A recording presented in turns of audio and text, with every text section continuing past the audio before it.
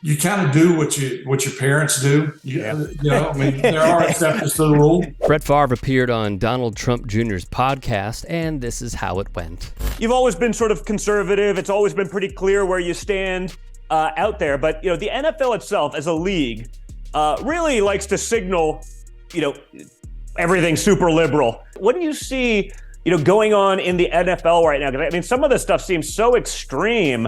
The left, in my opinion, is together more than the right. And what I mean by that is they collectively speak their mind, right or wrong. They speak up. They seem like they have each other's back. Right or wrong.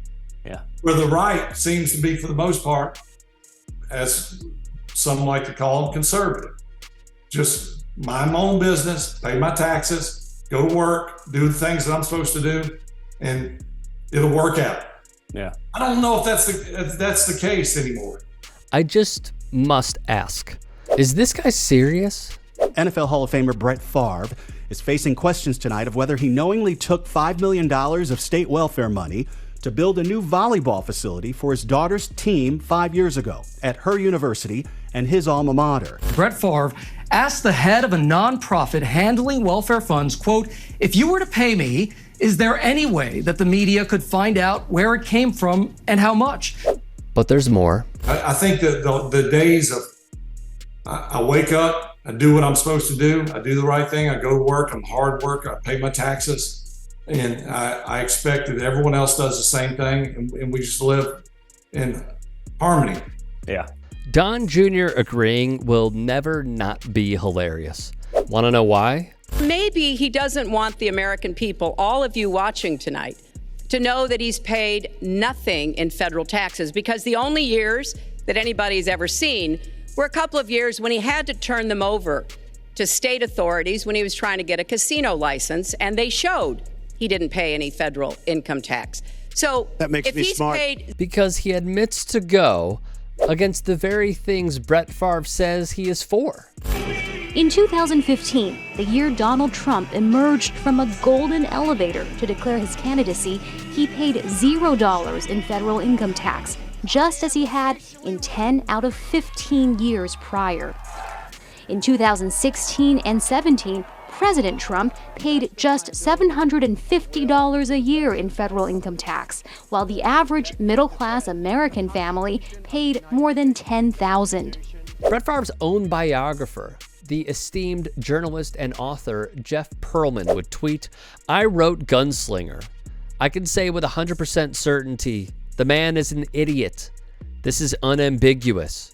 I think about growing up, and I'm like, did the news which was very little, that I watched and my family watched, was it what somebody wanted us to hear or know, like it is nowadays?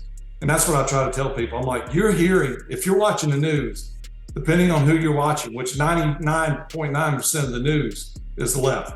Yeah. Oh, yeah. So there's a huge agenda, and they control the narrative. The best way to squash that is don't watch it, don't listen. Yeah. While I do agree with Favre that the media is slanted to cater to their audience and demographic, he simply is not ready for the broader discussion of who owns corporate media. However, let's not forget who this man, Brett Favre, publicly backed after his ouster from cable news, that being conspiracy theorist bigot Tucker Carlson. White supremacy, that's the problem. This is a hoax. Iraq is a crappy place filled with a bunch of, semi-literate primitive monkeys. I mean, if somehow the Iraqis decided to behave like human beings or something. David Duke, the former Grand Wizard of the Triple K, would tweet, "God bless Tucker Carlson." The Daily Stormer, a neo-Nazi website, would call Carlson our greatest ally. The Congressional Black Caucus exists to blame the white man for everything. Favre believes in Tucker Carlson, but let's go further. He is trying to dissuade football fans and non-football fans alike to not believe the reporting on the Mississippi welfare scandal, which brings us to this. Donald Trump Jr., the man who says he is all about the truth and living his truth and a relentless truth teller, not a single question, seriously, not one about the Mississippi welfare scandal. And you wonder why a lot of people would say that this guy is a flat out bitch. It's because of this.